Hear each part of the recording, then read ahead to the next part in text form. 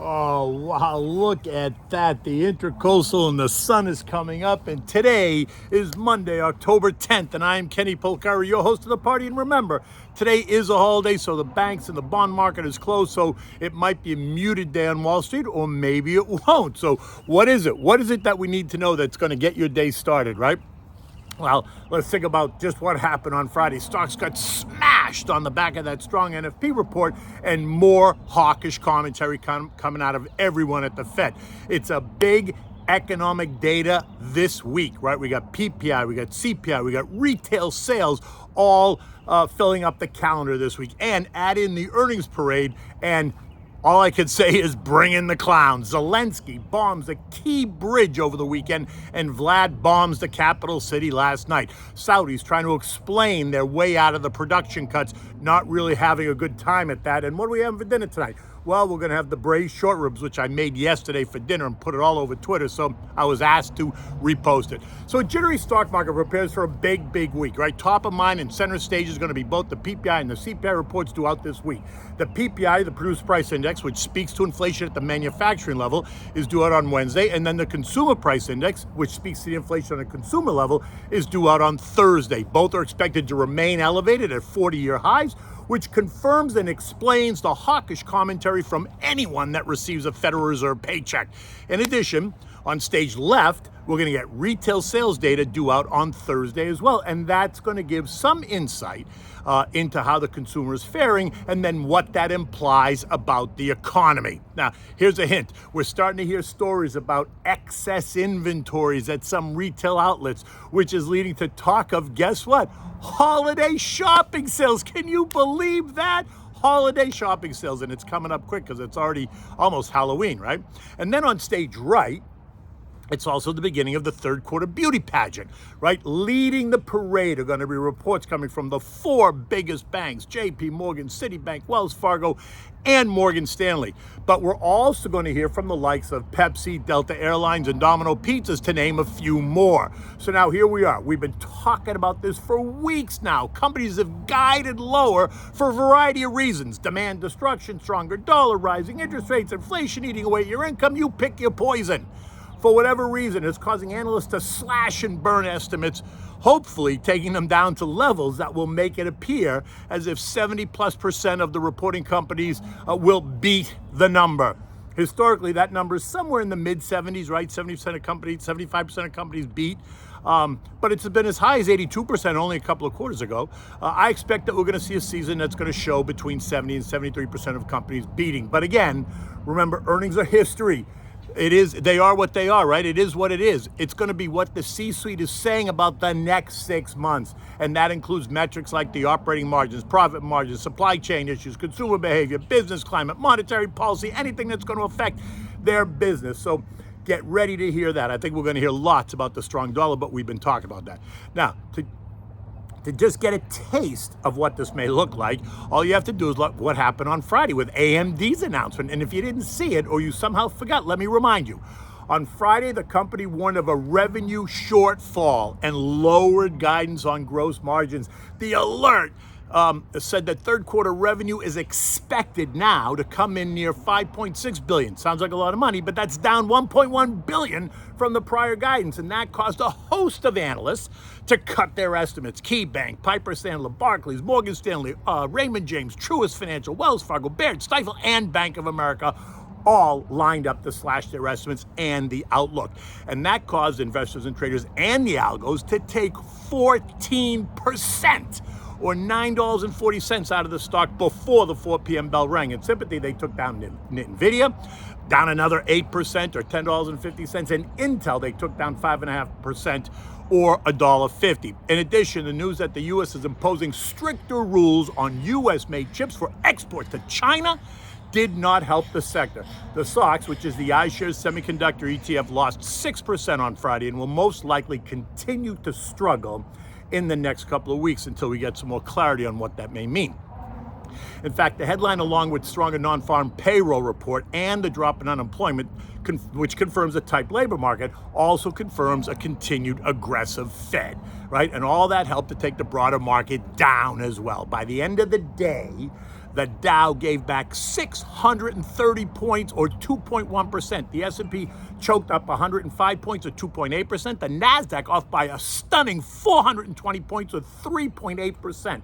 The Russell down 50 points, or 2.8%, and the transports gave back 360 points, or 2.8%. Yes, it was ugly and uncomfortable, but in the end, the markets did end the week higher, because you have to remember that explosion up on Monday and Tuesday, and then the churn on Wednesday and Thursday. Well, that helped save the week, but does it really matter this week? Not so much. Futures opened lower last night when we were about to go to bed, and they remained lower all night. This morning at 5 o'clock, we found out futures were down 135. The S&P was down 22. The Nasdaq was down by 80, and the Russell's off by 10. But we'll visit that in a bit, because as I was writing the note, they actually turned better, not significantly better, but they're not as weak as they were. On the back of all the unease and talk of higher rates last Friday, we saw the dollar index move up, adding 0.4%, taking it up to 112.74, and it's up again overnight and this morning, adding another 0.3%, taking it to $113.18. And while that's great for dollar investors, it's hurting other assets. Think stocks, bonds, and some commodities like lumber, copper, steel, platinum, silver, and gold. But that should not be a surprise at all, right? Because they're priced in dollars. Dollar goes up, the value goes down. Food commodities, though, have not come down, and in fact are all higher. So you think corn, soybeans, lean hogs, cattle, sugar, coffee, wheat. Everything we need to live and sustain ourselves keeps going up in value. But don't worry about it. It's all subsiding, right? Oil, a commodity, also a commodity, continues to move up. But that's a direct result of OPEC's action last week, where they announced a 2 million barrel per day cut in production, a direct attempt to control the price of oil and prevent it from going lower. And that has sent oil on a tear once again. Oil is now up 22%, or $15 a barrel, since September 27th, when the rumors of a Saudi OPEC production cut permeated the news wires and the internet. Now, to be clear, this rise in oil prices will not be reflected in this week's PPI or CPI number, right? Because we're going to get a September report. This is already October.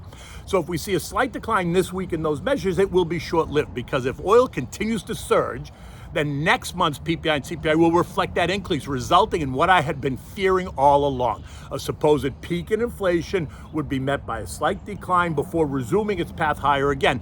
And that is all but confirmed by the way all of those Fed heads have been talking. I mean, you can see it in my appearance on Stuart Varney on Friday. If you go to Fox Business and click on Stuart Varney and look for my interview, I talked about this exact issue with Stuart on Friday. Fact that, everyone says, oh, no, it's peaking. Well, I think it's peaking, it's going to decline, and then it's going to rear its ugly head. Gold, as discussed, was pushed lower on Friday because of the strong dollar, and it's off again today, down $20 to $16.88, as investors digest the latest jobs data that confirms higher rates are ahead of us, which would be potentially negative for gold. The sell-off suggesting that the Fed will be successful in controlling inflation.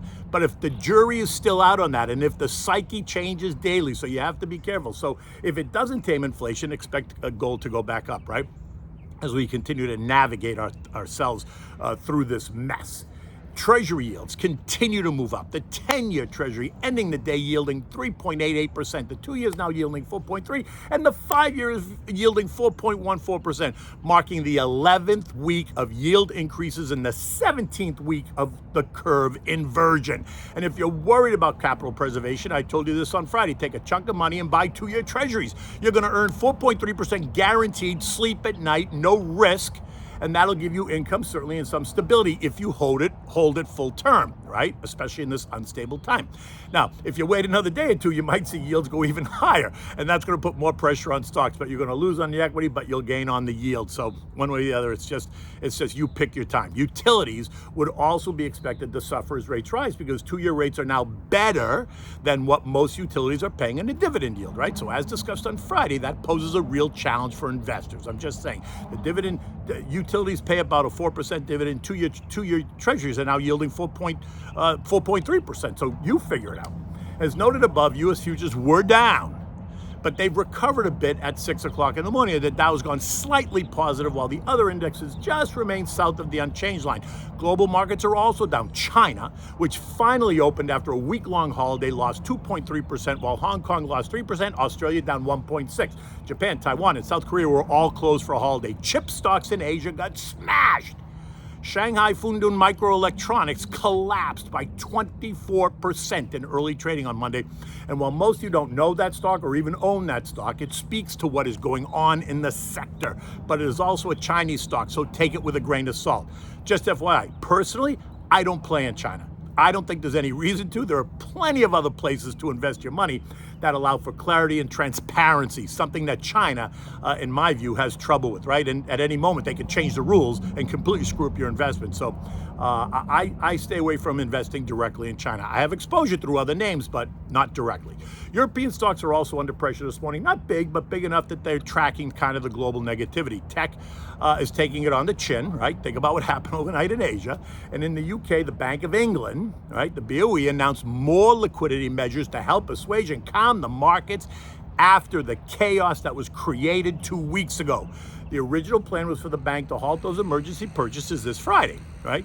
This morning, though, they have announced that they will ensure an orderly end to this program by increasing the size of its daily auction to allow headroom for gilt purchases.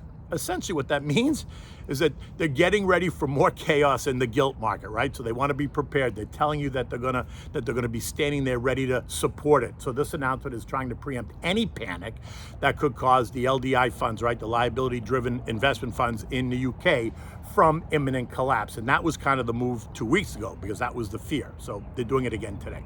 On the geopolitical front, now, it doesn't price stocks, but it does create some short-term chaos. We all saw what happened to the bridge linking Russia to Crimea over the weekend. The Ukrainians blew it up, causing Vlad to cry out, telling the world that the Ukrainians are terrorists, which is laughable.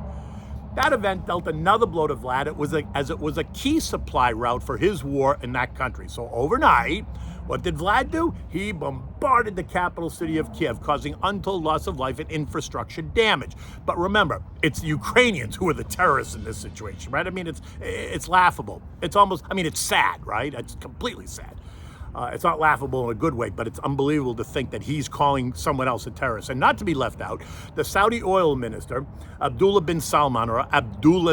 bin Salman, tried to explain why the Saudis and OPEC felt it necessary to cut production. In the end, no matter what he said, let's not kid ourselves. It all comes down to controlling the price of oil, period, the end.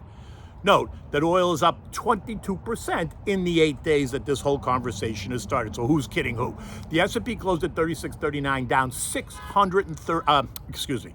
That was the Dow. The S&P closed down 3639, down 105 points, or 100 and whatever I said, taking us back to the lows seen in September. On September 30th at 35.85. It's important that the S&P hold that low as we move into earnings season. If it does, that's going to be a positive signal. If it fails to hold on to that low, then brace yourself for an even lower low. Right now, the S&P futures are down 9 points, much better than an hour ago. There's no economic data today, so the focus is going to be on China and the chip stocks and the coming inflation reports and the start of earnings season. So this is not the time to go on vacation. Sit tight because there's more to come this whole week. It's going to start to get very exciting as the beauty pageant kicks off. Okay, so what do we have for dinner time? Well, yesterday I made the Braised Short Ribs, which is a great recipe. I love to make it. They're delicious. They're easy to make, and they're so hearty. And I posted some pictures of pre and then post and all that, and so I was requested by a follower on Twitter if I could repost the recipe. So here it is today, right? So you begin with 6 or 8 beef short ribs, right, depending on how many people you're going to feed. Season them just with salt and pepper, and then brown them in a frying pan in a bit of olive oil, making sure that you brown all sides. You just want to create a nice crust on it. You don't want to burn the meat. After you brown them, place them in a large, deep baking dish on their side because they're bone in, right? On their side so you can line them all up. Once you do all that, you want to chop two large white Spanish onions. You want to chop up a bunch of celery stalks, right? A bag of carrots. You want to smash 4 or 5 or 6 or 7 cloves of garlic and add it all to the meat, making sure that you disperse the garlic all around, and then put the chopped veggies on top of the meat. right? So you're going to cover the meat and the veggies. Now go back to the frying pan that you used to brown the meat. You're going to add a can of beef broth, or the carton there of beef broth that you buy, a half a can of tomato paste, about a quarter to maybe a half a bottle of your favorite red wine. I used a Merlot yesterday. That's just what I had. You want to mix it well, bring it up to a boil, let the alcohol steam away a little bit, and then you want the tomato paste also to kind of melt in that liquid. Once it's done, after 3 or 4 minutes, you want to bathe the short ribs in this juice, right? So pour it into the baking dish. Don't cover the ribs, just let them bathe. Put it right in the oven. You preheated your oven to 400 degrees. Put it in there, 400 degrees, covered really tightly with tin foil for 30 minutes. Then turn the heat down to 3 1/4 and let them braise in there for another 4 hours. When you make the presentation, remove them from the baking dish. Remove the baking dish from the oven. You want to take half the vegetables and puree them in a food processor. Then on a warm serving platter, pour the pureed vegetables on the platter first, and then arrange the short ribs on top of the pureed vegetables, and then place the balance of the cooked vegetables all around the meat. I served this yesterday with roasted sweet potatoes, which are really delicious with this particular dish, and a large mixed green salad, right? Dressed in olive oil, lemon, salt, and pepper, and oregano, right? I also made chicken cutlets and pasta and peas on the side, and you ask why, and I say, why not? In any event, look at this. It is going to be another spectacular day down here in South Florida. You can see the sky is blue. The sun is coming out. It's probably going to be about 80 degrees today and perfect. Until tomorrow, take good care.